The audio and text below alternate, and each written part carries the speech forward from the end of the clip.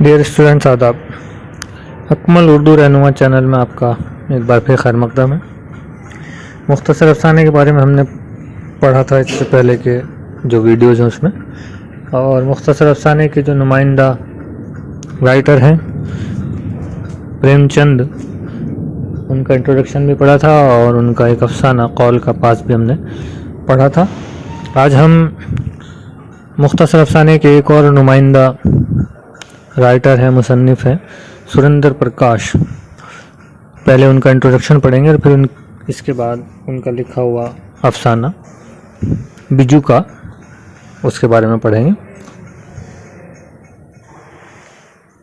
तो चलिए सबसे पहले शुरू करते हैं सुरेंद्र प्रकाश का इंट्रोडक्शन और उनकी मुख्तसर हालात ज़िंदगी और उनके कारनामों के बारे में। तो ये आपकी किताब में पेज नंबर 47 पर ये दर्ज है। सुरेंद्र प्रकाश ओबेरॉय इनका नाम था। 1930 ईस्वी में शहर लॉयलपुर फैसलाबाद में पैदा हुए, जो पाकिस्तान में। 1947 में वालिदैन के साथ, वालिदैन यानी वालिद और वालिदा, दिल्ली पहुँचे। तलाश माश में सरगर्दा रहे।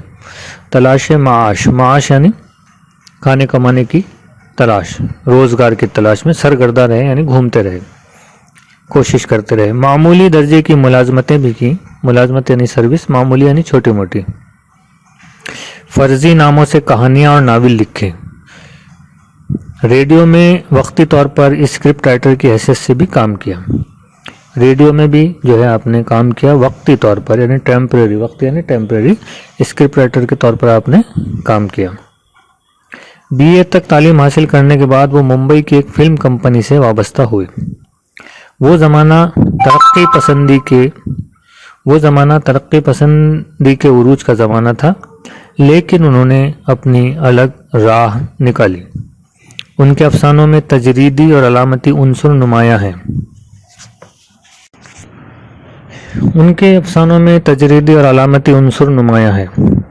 यानी उनके जो अफसाने हैं उसकी ख़ास बात यह है कि उसमें तजरीद यानी एक अलहदगी पसंदी, एक अलग तरह का जो होना का उसका एक विशेषता है कि वो एक जो उनके अफसाने हैं वो बिल्कुल अलग तरह के हैं।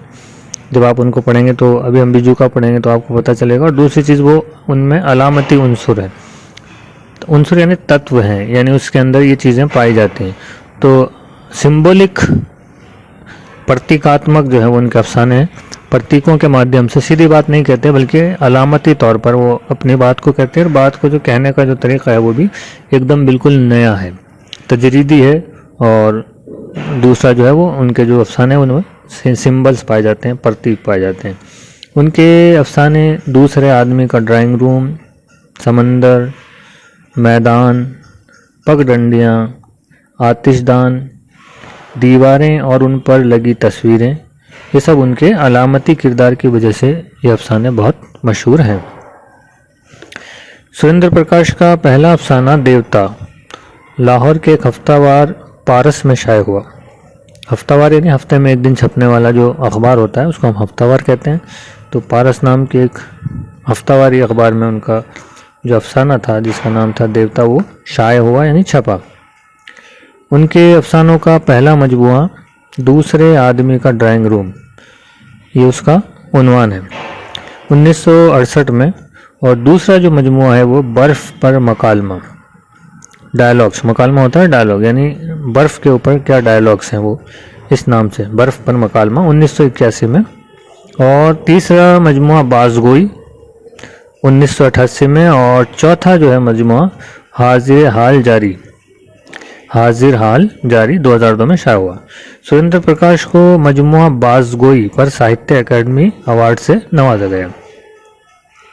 सुरेंद्र प्रकाश ने जदीद दौर के इंसानी मसाइल को अपने अफसानों में पेश किया। अब हम उनके जो उनका स्टाइल है, आर्ट है, यहाँ उसके बारे में चर्चा की गई है कि सुरेंद्र प्रकाश ने जदीद दौर के इंसानी मसाइल को, मॉडर्न इरा में जो हमारे सामने मसाइल दरपेश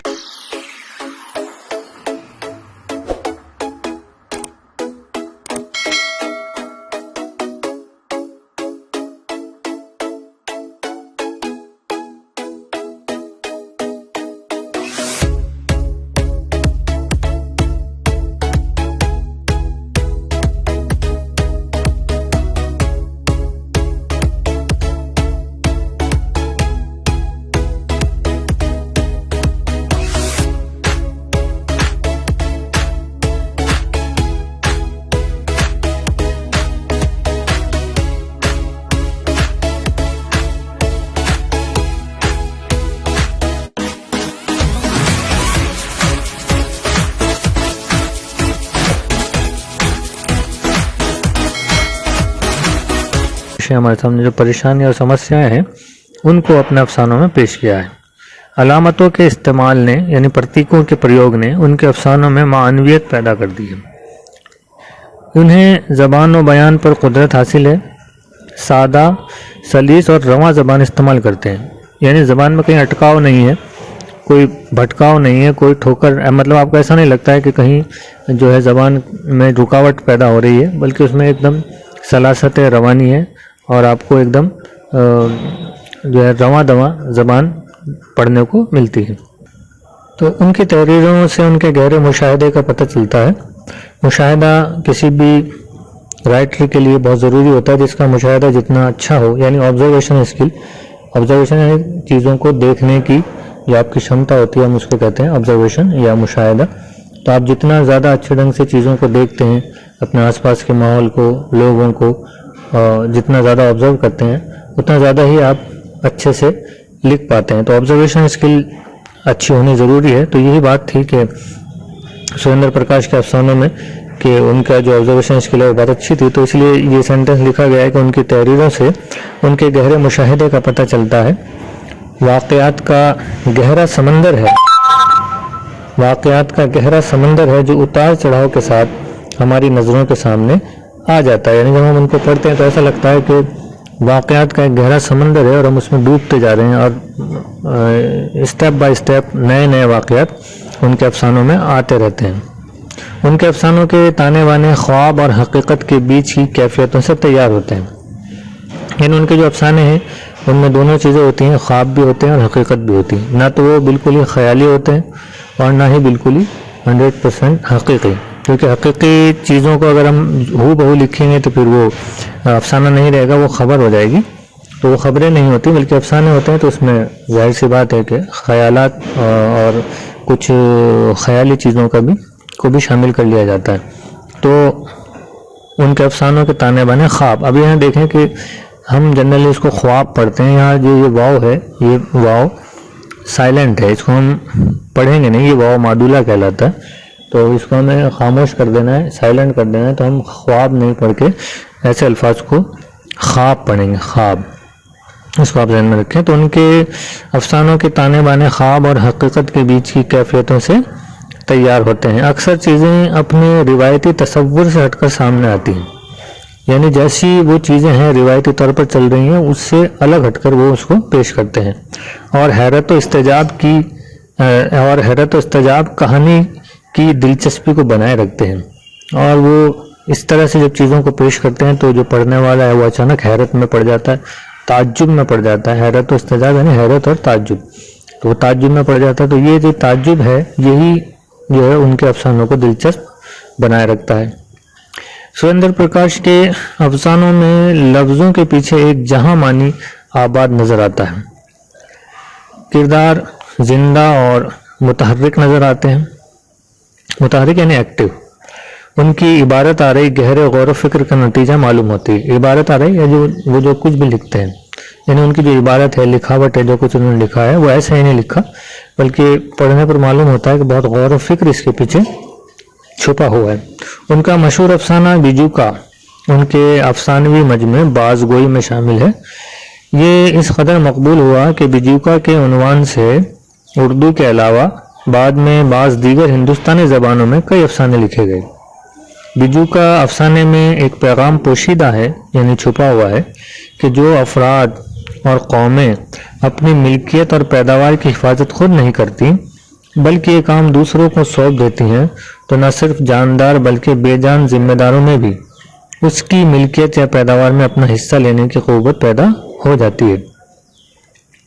اس سبق میں یہ بتانے کی کوشش ہے کہ جس طرح محنت کا پھل ہوری کو ملتا ہے تو بیجوکا بھی اپنی محنت کا پھل پانے کا حقدار ہے، اس لیے اپنی ملکیت کی حفاظت خود کرنی چاہیے۔ یعنی یہ جو افسانہ ہے یہ آپ کو یہ سندیش دیتا ہے، یہ پیغام دیتا ہے کہ آپ جو بھی کام کر رہے ہیں یا جو بھی آپ کی ملکیت ہے، جو آپ کی میراث ہے، یہ ضروری ہے کہ آپ خود اس کی حفاظت کریں، دوسروں کے بھروسے آپ نہ رہیں۔